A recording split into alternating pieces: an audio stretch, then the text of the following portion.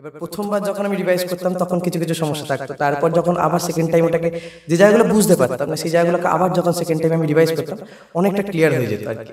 এবার আপনি এটা আমাকে প্রথম আইডিয়াটা দিয়েছিলেন, তো আমি সেটাকে আর কি ফলো করার চেষ্টা করেছিলাম এবং ওটা অনেক এফিসিয়েন্ট ছিল, অনেকটা আমার সুবিধা হয়েছে। তোমাদেরকে আরও একবার বায়ো উইজার্ড দেবাংশু স্যার চ্যানেলে স্বাগত।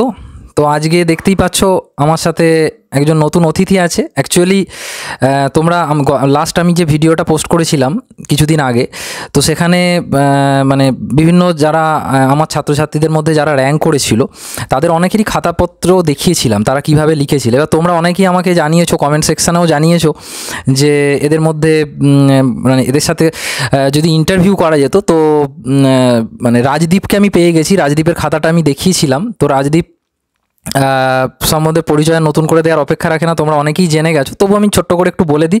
রাজদীপ মাধ্যমিকে 694 পেয়ে ওয়েস্ট বেঙ্গলে 4th হয়েছিল এবং এইচএসে 484 পেয়ে ওয়েস্ট বেঙ্গলে 13th হয়েছিল। তো আজকে আমরা রাজদীপকে পেয়ে গেছি, যেহেতু তোমাদের সামনেই মাধ্যমিক বা উচ্চ মাধ্যমিক যারা যারা ভিডিওটা দেখছো বা অনেকে 11-এর সেকেন্ড সেমিস্টার পরীক্ষা, তো আমরা রাজদীপের কিছু মূল্যবান টিপস শুনে নেবো তোমাদের উদ্দেশ্যে যে ও কীভাবে প্রিপারেশান নিয়েছিল, যাতে তোমাদের নিজেদের ক্ষেত্রে এই এক্সামগুলোর ক্ষেত্রে অনেকই সুবিধা হয়। রাজদীপ, তোকে বায়ো উইজার্ড দেবাংশু স্যার চ্যানেলে প্রথমেই স্বাগত জানাই। তো প্রথমেই আমি যেটা জানতে চাইবো যেটা হচ্ছে যে মানে তোর আমি তো জানি, তবুও দর্শকদের জন্য মানে আমাদের অডিয়েন্সের জন্য তোর নাম আর স্কুলের নাম একটু যদি বলিস। আমার নাম রাজদীপ কোলে, আমি দারহাট্টা রাজেশ্বরী ইনস্টিটিউশন স্কুলের ছাত্র। ক্লাস 5 থেকে ক্লাস 12 অবধি দীর্ঘ 7 বছর আমি ওই স্কুলেই পড়াশোনা করেছি। আমার স্কুল লাইফ ওখানেই সর্টেড। আচ্ছা আচ্ছা, রাজদীপের কাছে প্রথমেই জানতে চাইবো, একটু জোরে বলবি রাজদীপ। রাজদীপের কাছে প্রথমেই জানতে চাইবো যে তুই কীরকমভাবে পড়তিস বা কতক্ষণ পড়তিস, মানে মাধ্যমিকের সময়ই বল, উচ্চ মাধ্যমিকের সময়ই বল। মাধ্যমিকের ক্ষেত্রে পড়াশোনাটা বলতে গেলে আমি বেশি ঘড়ি ধরে টাইম বেঁধে আমি সেইভাবে পড়াশোনা করিনি। আমি যতক্ষণই পড়ার চেষ্টা করেছি ততক্ষণই সলিড, যতটা আর কি এফিসিয়েন্ট ওয়েতে পড়া যায় ততটা আর কি চেষ্টা করেছিলাম। মোটামুটি বলতে গেলে দিনে 10 ঘন্টা, মানে তার বেশিও কখনো কখনো হয়েছে, কোনো কোনো দিন তার কমও হয়েছে। যতক্ষণ পড়তে ভালো লাগতো ঠিক ততক্ষণই আমি পড়ার চেষ্টা করেছি, মানে যতক্ষণ এফিসিয়েন্ট ওয়েতে স্টাডি করে ভালোভাবে কোনো কিছু শেখা যায়, কোনো কিছু থেকে আর কি ভালোভাবে সেটাকে আর কি এফিসিয়েন্টলি আর কি সেটাকে গ্যাদার করা যায়, সেখান থেকে ইনফরমেশন ভালোভাবে সেটাকে পড়ে মনে রাখা যায়, যতক্ষণ মানে ভালো লাগতো ঠিক ততক্ষণ পর্যন্ত আমি পড়াশোনা করেছি। এবার তারপর ম্যাক্সিমাম সময়টা আমি লেজার টাইমে কাটিয়েছি এবং পড়া হয়ে যাওয়ার পর যখন ফাঁকা সময় বসে থাকতাম কখনো কখনো মানে যেগুলো পড়তাম সারা দিনের শেষে সেগুলোকে রিকল করার চেষ্টা করেছি। এইভাবেই আমি মানে মাধ্যমিকের সময়টা কাটিয়েছি।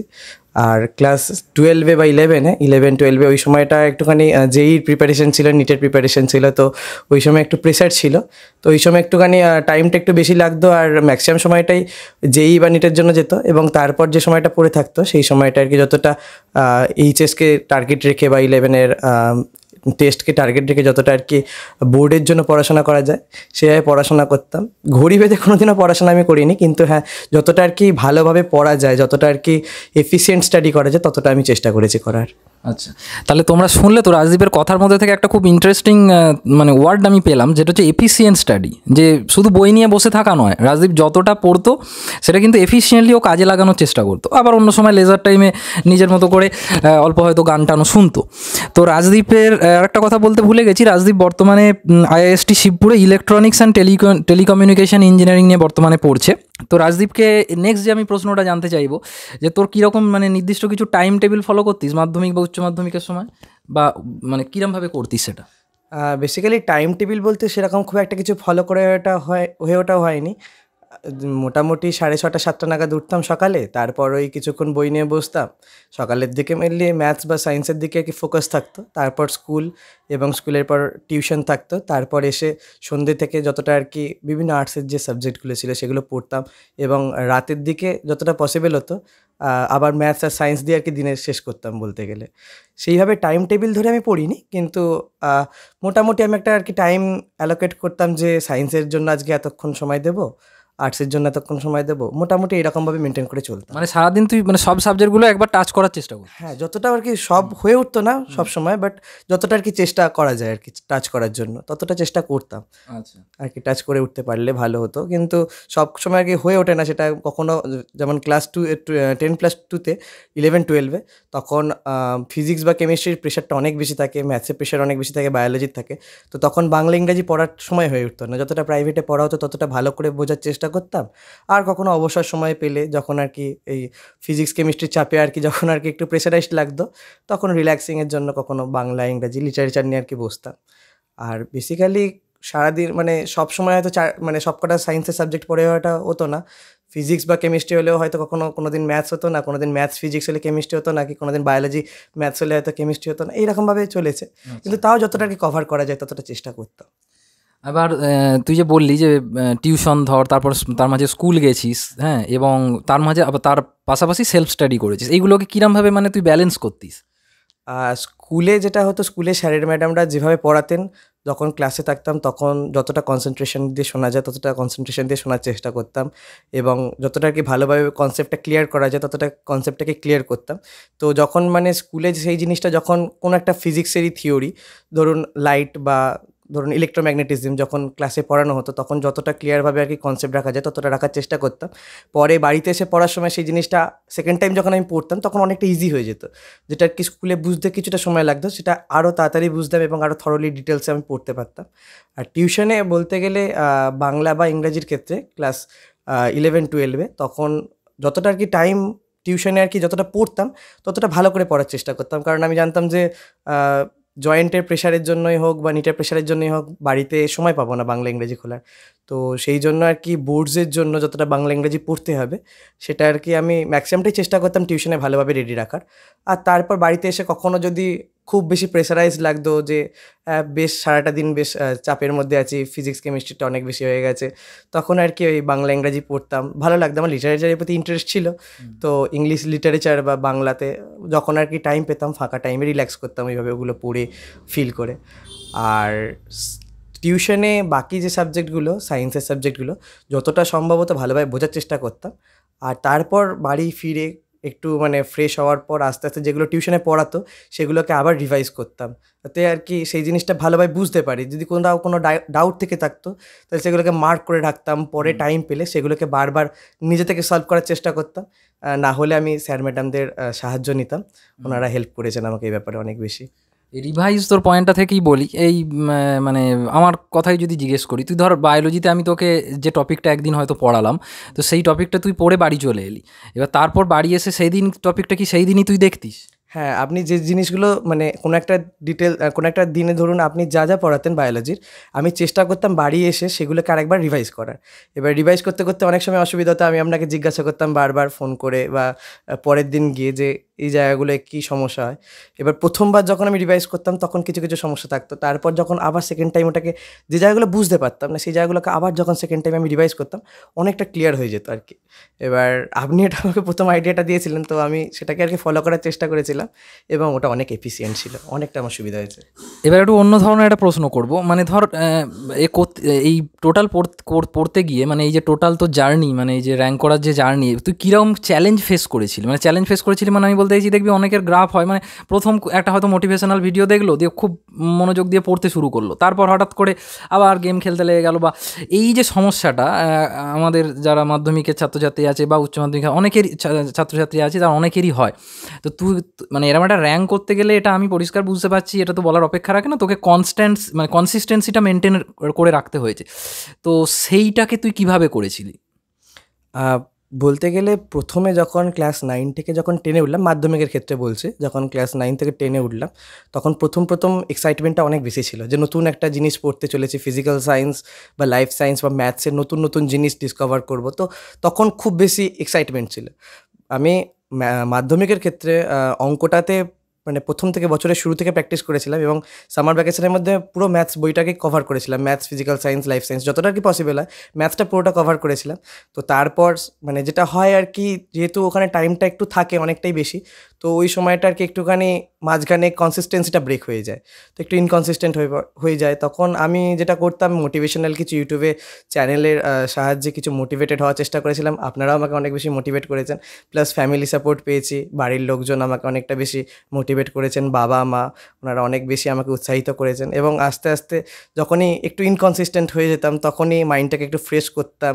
আমি খেলাধুলার সাথে যুক্ত ছিলাম, আমি ক্রিকেট ফুটবল খেলতাম। তো যখনই একটু মনে হতো যে একটু বেশি প্রেশারে লাগছে, পারছি না, তখন একটুখানি ক্রিকেট খেললাম বা একটুখানি গান শুনলাম, তো একটু মাইন্ডটা ফ্রেশ হলো। তারপর আবার সেই একই উৎসাহ নিয়ে বসতাম পড়ার জন্য। তো এইভাবে মাধ্যমিকটাকে আর কি ওইভাবে অনেকটা ওভারকাম করেছিলাম। আর এইচএসের ক্ষেত্রে যেটা হয় যে ওখানে টাইমটা খুব কম থাকে, কিন্তু সিলেবাসটা অনেকটা বেশি থাকে। ফিজিক্স এর যে সিলেবাসটা থাকে বা কেমিস্ট্রি বা বায়োলজি বা ম্যাথের যে সিলেবাসটা থাকে, এটা অনেক বড় থাকে। তো ওই সিলেবাসটাকে ওই কম সময়ের মধ্যে কভার করাটা অনেক বেশি চ্যালেঞ্জিং হয়ে যায়। তো প্রথম থেকে আমি ওই জন্য মাধ্যমিক পড়তেই কিছুটা আর কি, মাধ্যমিকের আগে কিছুটা আর কি ফিজিক্স আর কেমিস্ট্রি আমি পড়তে শুরু করেছিলাম, ম্যাথটা একটুখানি শুরু করেছিলাম। তো আস্তে আস্তে ওই জন্য একটুখানি আর কি পরের দিকে প্রেশারটা একটু কম ছিল। তো তারপর যেটা দেখলাম যে যখন জয়েন্টটা খুব কম সময় পাওয়া যায়, ওর জন্য জয়েন্ট আর নিট একসাথে রাখতে গেলে অনেকটা বেশি চ্যালেঞ্জিং হয়ে ওঠে, কারণ ওখানে বায়োলজিকেও টাইম দিতে হয়, ম্যাথসকেও টাইম দিতে হয়। তো সেই জন্য বেশ সমস্যা হয়ে ওঠে। তো আমি ওই জন্য যেটা করতাম যে ম্যাক্সিমাম সময়টাই বলতে গেলে দিনে আমার ফিজিক্স নিয়ে কেটে যেত। তো তারপর যে সময়টা আমি পেতাম, যতটা আর কি পেতাম, মাইন্ডটাকে যত ফ্রেশ রেখে আর কি আগানো যায় ততটা ফ্রেশ রেখে বায়োলজিটা পড়তাম, মনে রাখার চেষ্টা করতাম। এবং যেটা হতো আর কি, সিলেবাসটা অনেক বড় ছিল, সেই জন্য মনে রাখতে পারতাম না।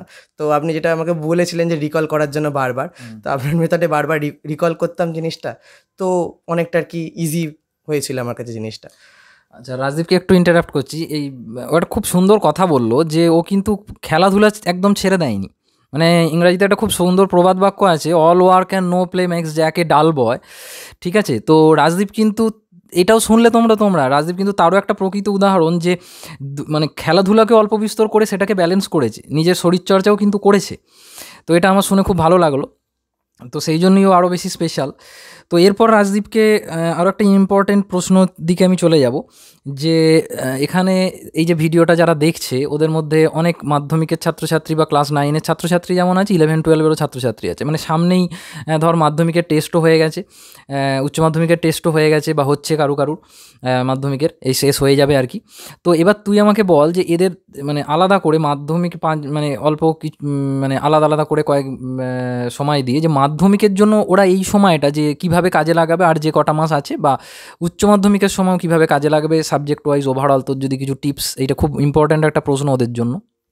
মাধ্যমিকের ক্ষেত্রে আমি প্রথমেই বলবো যে মাধ্যমিকে আমি যদি বিভিন্ন সাবজেক্ট ওয়াইজ যদি আমি বলতে থাকি, তাহলে ম্যাথসের ক্ষেত্রে আমি বলবো যে মাধ্যমিকে কনভেনশনালি আমি এটা দেখেছি যে 60-70% ম্যাথামেটিক্যাল প্রবলেম যে ওয়েস্ট বেঙ্গল বোর্ডের যে বই আছে সেখান থেকেই আসে। এবং বাকি যে 30% থাকে ওটা পুরোটাই থাকে হচ্ছে কোনো একজনের অ্যানালিসিস এবং ম্যাথামেটিক্যাল স্কিলের ওপর। তো তার জন্য আমি বলবো যে টেস্ট পেপার যেগুলো আসে, প্রত্যেকটা টেস্ট পেপারকে যতটা ভালোভাবে, যতটা মানে এফিশিয়েন্টলি প্র্যাকটিস করা যায় ততটা এফিশিয়েন্টলি প্র্যাকটিস করতে, কারণ ম্যাথসের ক্ষেত্রে প্র্যাকটিসটাই সবথেকে বেশি গুরুত্বপূর্ণ। আর ম্যাক্সিমাম ক্ষেত্রে যেটা থাকে আমি দেখেছি যে এক্সট্রা যেগুলো থাকে থিওরেমের, সেইগুলো সবসময় যে বই থেকে থাকবে এমনটা নয়। তো আমি এটাই বলবো যে কনসেপচুয়াল আন্ডারস্ট্যান্ডিং ক্লিয়ার রেখে থিওরেমগুলোকে ভালোভাবে বুঝে তো তার ওপর অ্যাপ্লিকেশান একটু প্র্যাকটিস করতে, সেটা টেস্ট পেপার থেকেও প্র্যাকটিস করা যেতে পারে, অথবা বিভিন্ন যেমন বই আছে, অ্যারিহ্যান্টের ক্লাসিক টেস্ট সিরিজের কিছু বই আছে, যেমন অ্যালজেব্রার জন্য হল বা বিভিন্ন রকম বই রয়েছে। তো সেই স্টিফেন্সের বই আছে জিওমেট্রি, তো ওইগুলো আমি বলবো যে স্কুল জিওমেট্রির যে বইটা রয়েছে বা বিভিন্ন যে ক্লাসিক টেস্ট সিরিজের বই রয়েছে বা সিবিএসসি আইসিএসসির বইগুলো, আমি মানে তুই বাজার চলতি বইয়ের সঙ্গে সঙ্গে কিছু ওই বইগুলো কিছু ভালোভাবে প্র্যাকটিস করতে বলছি, তাহলে সেক্ষেত্রে আর কি আন্ডারস্ট্যান্ডিংটা অনেক ভালো হবে আর কি ম্যাথসে।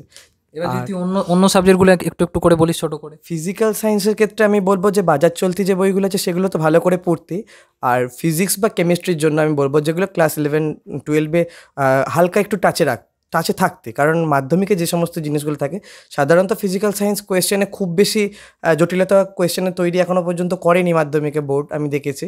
তো সেই জন্য আমি বলবো যে একটুখানি যদি অ্যাডভান্স থাকা যায় তাহলে অনেক বেশি ইজি হয়। মানে টেস্ট পেপারে সব এমসিকিউগুলো তুই করতিস? হ্যাঁ, টেস্ট পেপারে এমসিকিউ সলভ প্লাস টেস্ট পেপারে প্রবলেম প্র্যাকটিস। টেস্ট পেপারগুলো প্রত্যেকটা চেক পয়েন্ট আর কি। যত বেশি টেস্ট পেপার আমি প্র্যাকটিস করব তত আর কি আমি নিজেকে আর কি রিয়েলাইজ করবো যে আমি কতটা বেশি আর কি নিজেকে তৈরি করতে পেরেছি ভালোভাবে। লাইফ সায়েন্সের ক্ষেত্রেও আমি এটাই বলবো যে বাজার চলতি বইয়ের সাথে সাথে 11-12 যে সমস্ত আর কি টপিকগুলো আছে, যেমন জেনেটিক্স বা ইভলিউশন, এগুলো ইন্টারেস্টিং টপিক, তো এটা একটুখানি আমি ডিটেলসে পড়ে রাখলাম 11-12। পুরোটা তো পড়া সম্ভব নয়, বাট কিছু কিছু জিনিস আমি এক্সট্রা পড়ে রাখলাম। তো সেক্ষেত্রে টেস্ট পেপারে অনেক সময় দেখি যে কিছু কোয়েশ্চেন থাকে যেগুলো আর কি হয়তো সিলেবাসে নেই মাধ্যমিকের, 11-12 থেকে একটুখানি হয়তো অ্যাডভান্স নলেজের দরকার হয়। তো সেগুলো যখন আমি জানা থাকলে তো সেগুলোতে মানে ক্লিয়ার করতে অনেক সুবিধা হয় এবং কনফিডেন্সটা ভালো থাকে যে হ্যাঁ আমি এটা জানি, আমি এটা পারছি। তো বারবার টেস্ট পেপারে যত বেশি প্র্যাকটিস করতে থাকবো তত আর কি বেশি আর কি সুবিধা হবে, তত বেশি আর কি হেল্পফুল হবে, তত বেশি আর কি আন্ডারস্ট্যান্ডিং ক্লিয়ার হবে, তত নিজের যে ডাউট আছে, ভুল ধারণা, এগুলো আরও বেশি ক্লিয়ার হবে। আর জিওগ্রাফির জন্য যেটা হয় সেটা হচ্ছে যে টাইমটাকে মেনটেন করে প্রত্যেক ডেফিনেশন বা বিভিন্ন যে ল্যান্ডস্কেপ থাকে বা বিভিন্ন যে যে আর কি রিজিওনাল যে জিওগ্রাফিটা আছে বা ফিজিক্যাল জিওগ্রাফি, ওর যে ডিফারেন্ট টপিকস রয়েছে, প্রত্যেকটা টপিক্সের জন্য আমি বলবো যে ডায়াগ্রামেটিক অ্যাপ্রোচে যাওয়া। এটা লাইফ সায়েন্সের ক্ষেত্রেও সমানভাবে গুরুত্বপূর্ণ। লাইফ সায়েন্সেও যত আমি এটাই বলবো যে যতটা আর কি টাইম মেনটেন করে প্রত্যেক কোয়েশ্চেনের জন্য ডায়াগ্রাম দেওয়া যায় তত সুবিধা, মানে তত বলুক বা না বলুক ডায়াগ্রাম দিতাম। এবার যখন এক মার্কসের কোয়েশ্চেন থাকতো তখন সেটা তো এত বেশি গুরুত্বপূর্ণ না, MCQ বা SAQ বা 2 মার্কসের কোয়েশ্চেনে যদি পসিবল হয় টাইম থাকলে। 3 মার্কস আর 5 মার্কসের জন্য যখনই ডায়াগ্রাম দেওয়া পসিবল তখন আমি বলবো যে ডায়াগ্রামটা দেওয়া অবশ্যই উচিত। জিওগ্রাফির ক্ষেত্রেও সেম আর লাইফ সায়েন্সের ক্ষেত্রেও সেম। এটা খুব ভালো একটা ইম্পর্টেন্ট পয়েন্ট বললি, কারণ আমি এই কথাটাই ওদেরকে আগের ভিডিওতেও বলছিলাম যে তোর খাতাটা আমি যখন দেখিয়েছিলাম, আমার কাছে ওই খাতাটা এখনও আছে, এটা ওই খাতাটাই আছে। ওটা আমি আর এই ভিডিও আর ডিটেলসে দেখাচ্ছি না, এটা আমি আগের ভিডিওয়ে রাজদীপের খাতা দেখিয়েছি, তোমরা যদি কেউ না দেখে থাকো এই ভিডিওটা চেক আউট করে নিতে পারো। এবং মানে ওই ভিডিওটা তো আমি দেখিয়েছিলাম যে মানে তুই যেখানে চেয়েছিস সেখানে তো ডায়াগ্রাম দিয়েছিস, বা যেখানে চাইনি সেখানেও তুই ডায়াগ্রাম দিয়েছিস। এটা একটা সায়েন্সের ক্ষেত্রে, বিশেষ করে জীবনবিজ্ঞানের ক্ষেত্রে তো বা জীববিদ্যার ক্ষেত্রে অবশ্যই খুব গুরুত্বপূর্ণ। বাংলা ইংরাজির ক্ষেত্রে কি করতিস?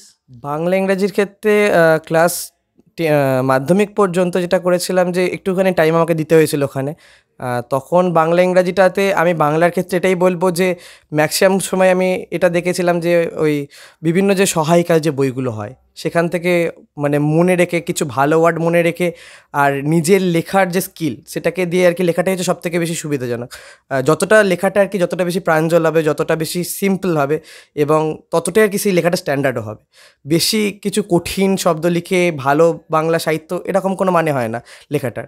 তো যতটা আমি এটাই বলবো যে বাংলার ক্ষেত্রে যতটা আর কি নিজের ভাবনা চিন্তা থেকে যতটা সহজভাবে অথচ যতটা সুন্দরভাবে সাবলীল বাংলা লেখা যায় ততই সেটা ভালো। বাংলার ক্ষেত্রে আমি এটাই বলবো যে এছাড়া বিভিন্ন যে গল্পের বই যদি কারোর ইচ্ছা থাকে, ফ্যাসিনেশন থাকে গল্পের বই পড়ার, আমার যেমন প্রথমে মাধ্যমিক পর্যন্ত ছিল আমি গল্পের বই পড়তাম, তো ওইখান থেকে গল্পের বই পড়তে পড়তে লেখা স্কিলটা একটুখানি ডেভেলপ হয়েছিল। বা বিভিন্ন ইউটিউবে গল্পের চ্যানেল সানডে সাসপেন্স রয়েছে, ওখানে গল্প শুনতে শুনতে অনেকটা আর কি লেখা স্কিল ডেভেলপ হয়। তো আমি ওইটাই বলবো যে ওইভাবে স্কিলটাকে ডেভেলপ করা। আর ইংলিশের জন্য আমি বলবো যদি কারোর নিউজ পেপার রিডিংয়ের একটা হ্যাবিট থাকে, টাইমস অফ ইন্ডিয়া বা টেলিগ্রাফ, তো যত বেশি নিউজ পেপার রিডিং করবে তত নতুন নতুন ওয়ার্ডকে সে আর কি কাউন্টার করবে, তত ভালো ভালো তার লেখার স্কিলটা ডেভেলপ হবে। মানে যত বেশি ইংলিশ পড়বে বা বাংলা পড়বে তত লেখার স্কিলটা ডেভেলপ হবে। এবং লেখা আমি এটাই বলবো যে কোনো রাইটিংয়ের ক্ষেত্রে সেটাকে কঠিনভাবে কোনো একটা সেন্টেন্সকে ডিফিকাল্ট ওয়েতে রিপ্রেজেন্ট করাটা নয়, যতটা সিম্পলভাবে সেই সেন্টেন্সটাকে রিপ্রেজেন্ট করা যায় ততই সেটা সুন্দর হয়। তো আমি এটাই বলবো যে যতটা স্মার্ট ইংলিশ লিখে বা স্মার্ট বাংলা লিখে যতটা লেখা সম্ভব সেটাই আর কি বেটার। বাংলা ইংরেজির ক্ষেত্রে প্রিপারেশন তো যেরকম টেক্সট বই থাকে সেগুলো তো নিতেই হবে, তার সাথে সাথে গ্রামাটিক্যাল অ্যাপ্রোচটা একটু ইংরাজির জন্য গুরুত্বপূর্ণ, ওটা রাখা দরকার। আর আনসিন একটু প্র্যাকটিস টেস্ট পেপার থেকে অবশ্যই প্রয়োজন। এছাড়াও রাইটিং স্কিলের জন্য একটুখানি নিজে থেকে ভেবে চিনতে লেখা, নিজেকে একটুখানি নিউজ পেপার পড়লে তো আনসিনের ক্ষেত্রেও সুবিধা হবে একদমই। কারণ মাধ্যমিকে যেটা হয় যে আনসিন ওরা নিউজ পেপার থেকে তোলে, যেহেতু এবার নিউজ পেপার যত বেশি কেউ আর কি পড়বে তত তার নিউজ পেপারে যে সমস্ত ওয়ার্ডগুলো ইউজ হয়, কিছু কিছু টেকনিক্যাল ওয়ার্ড থাকে, সেই ওয়ার্ডগুলো অনেক সময় ভোকাবুলারিতে বেশ সমস্যা হয়। তো সেইগুলো যত বেশি আর নিউজ পেপার কেউ পড়বে তত সেই সমস্ত ওয়ার্ডগুলো আর কি বুঝতে সুবিধা হবে। কারণ নিউজ পেপার থেকে তোলা জিনিসে তো একই রকম প্রায় একটা ধাঁচ রয়ে যায়। তো সেক্ষেত্রে আমি এটাই বলবো, সাজেস্ট করবো যে নিউজ পেপার যদি পসিবল হয়, ইংলিশ নিউজ পেপার দিনে 10 মিনিট টাইম করে যদি পড়া যায় তাহলে সেটা কিন্তু অনেক বেশি এফিসিয়েন্ট হয়। মানে ইংলিশের ক্ষেত্রে, আনসিনের ক্ষেত্রে বা রাইটিং স্কিল ডেভেলপমেন্টের ক্ষেত্রে অনেকটা বেশি গুরুত্বপূর্ণ হয় সেটা। এবার উচ্চ মাধ্যমিকটা নিয়ে একটু যদি ছোট করে বলিস। উচ্চ মাধ্যমিকের সময় আমার কাছে জেই আর নেটের প্রেশারটা ছিল, তো ওই সময়টা উচ্চ মাধ্যমিকে খুব কম সময় অনেকটা বেশি পড়তে হয়। তো আমি মাধ্যমিকে পড়তে ফিজিক্সটার একটুখানি ম্যাথসটাকে একটুখানি আগিয়ে রেখেছিলাম, যেহেতু আমি জানতাম যে পরে বায়োলজি আর কেমিস্ট্রি প্রেশারটা থাকবে। তো আমি ফিজিক্সটাকে আগিয়ে রেখেছিলাম। ফিজিক্সের জন্য আমি বলবো যে সমস্ত বাজার চলতি যে বইগুলো আছে সেই বইগুলো তো অবশ্যই প্র্যাকটিস করতে, এবং এর সাথে সাথে ফিজিক্সের জন্য এইচসি ভার্মা মানে প্রত্যেকটা প্রবলেম এতটাই মানে খুবই এফিশিয়েন্ট এবং খুবই আউটস্ট্যান্ডিং লেভেলের প্রবলেম। তো ওগুলো কেউ যদি সলভ করতে পারে নিজে থেকে, তাহলে তার ফিজিক্স আন্ডারস্ট্যান্ডিং স্কিলটা অনেক বেশি ডেভেলপড হবে। এছাড়াও বিভিন্ন বই রয়েছে যেমন ডিসি পান্ডে বা বিএম শর্মা, এগুলো করতে পারলেও ভালো। তাছাড়া যদি কেউ অ্যাডভান্সের জন্য প্রিপারেশন নেয়, তাকে আমি বলবো যে আইই রদাফের সব প্রবলেম প্র্যাকটিস করা পসিবল না। আইই রদাফের প্রবলেমগুলো অনেক টাইম কনজিউমিং হয়, সারাদিন প্রায় ওগুলোতে কেটেছে আমার।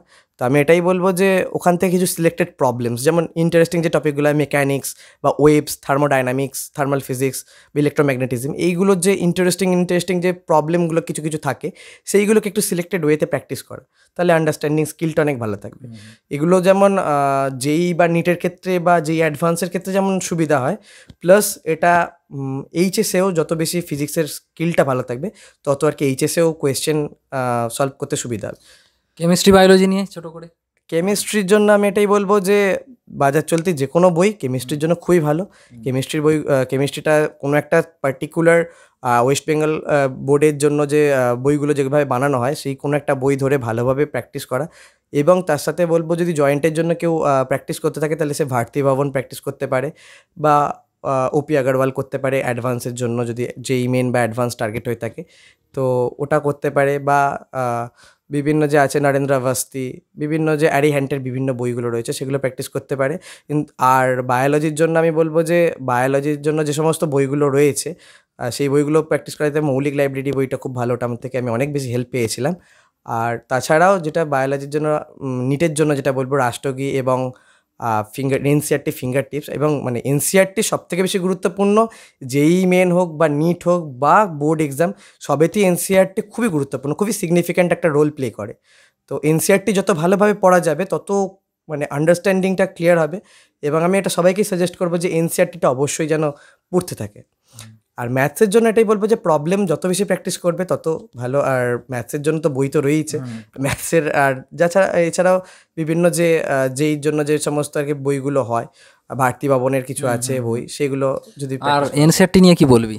এনসিআরটির যে কোনো বই, বায়োলজির ক্ষেত্রে আমি যেটা দেখেছি নিটে খুবই গুরুত্বপূর্ণ এনসিআরটি, প্রত্যেক লাইন বাই লাইন পড়তে হয়।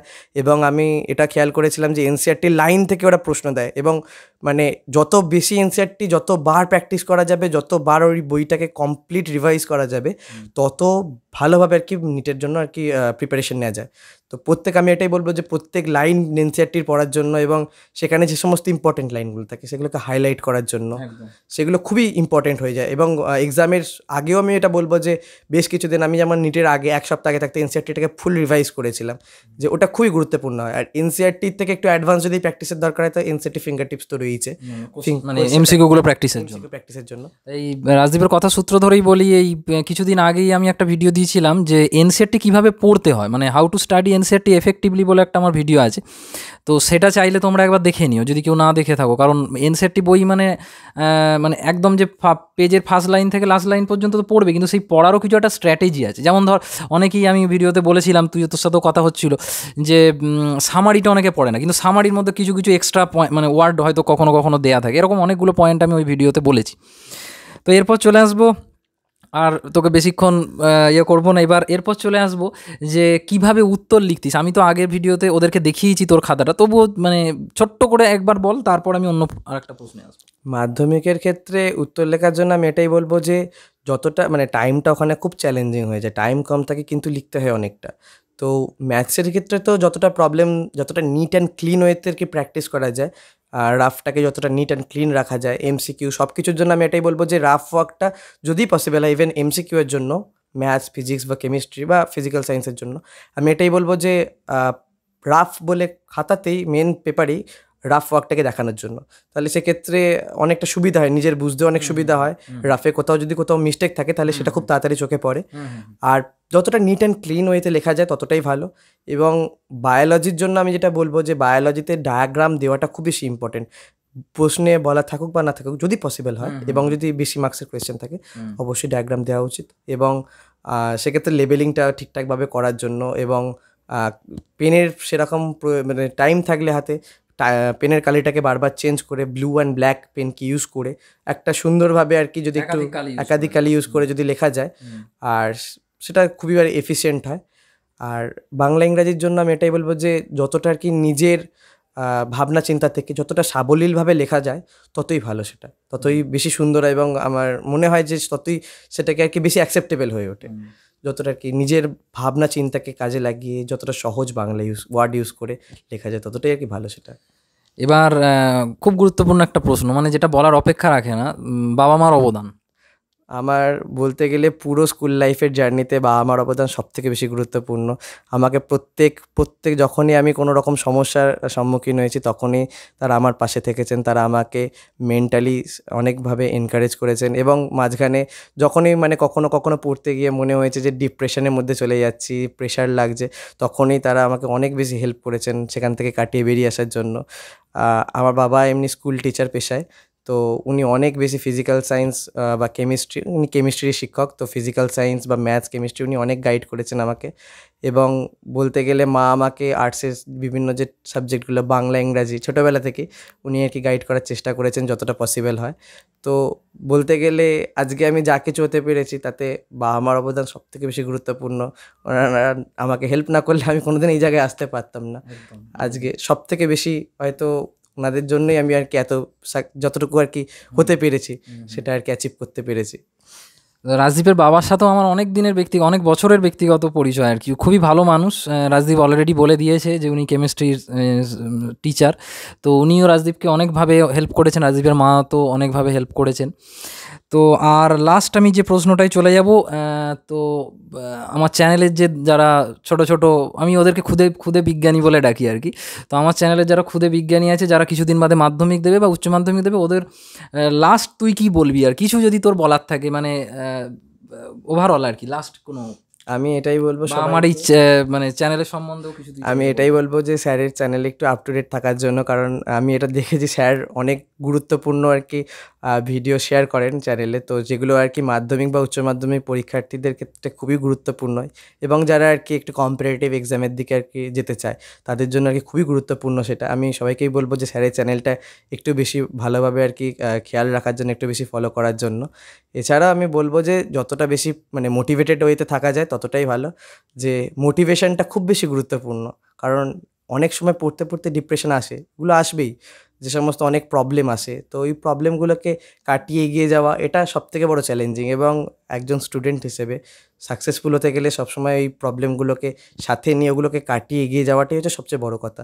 তো আমি এটাই বলবো সবসময় মোটিভেটেড থাকো, আর একদমই যে খেলাধুলা ছেড়ে দিতে এটা আমি কখনোই বলবো না, ওগুলোকে ব্যালেন্স করে চলো, এবং লেজার টাইমটাকে যতটা বেশি ইউটিলাইজ করা যায় গান শুনে বা গল্প বই পড়ে রিল্যাক্স করে, ততটা আমি বলবো যে এফিশিয়েন্ট হইতে মাইন্ড ফ্রেশ করার জন্য, এবং যতক্ষণ পড়বে ততক্ষণ যেন সলিড এবং পুরোপুরি কনসেন্ট্রেশন দিয়ে পড়া যায়, সেটা সবথেকে বেশি গুরুত্বপূর্ণ। আমি ওইভাবেই বলবো যে এগিয়ে যাওয়ার জন্য, এবং স্যার যেভাবে গাইড করবে সেই গাইডটাকে একটুখানি শুনে একটুখানি এগিয়ে গেলে সাকসেস অবধারিত। খুব ভালো লাগলো রাজদীপ তোর সাথে কথা বলে, তো আশা করি তোমাদেরও ভালো লেগেছে। তো যে রাজদীপ দা অ্যাকচুয়ালি রাজদীপ দা তোমাদেরকে যেভাবে বললো সেগুলো একটু ফলো করার চেষ্টা করো। আশা করি তোমরাও খুব ভালো রেজাল্ট করতে পারবে, মাধ্যমিকে বলো উচ্চ মাধ্যমিকে বলো। আশা করব তোমাদের মধ্যে থেকেও যেন এরকম র্যাঙ্ক বেরোয়। থ্যাংক ইউ, দেখা হচ্ছে পরের ভিডিওতে।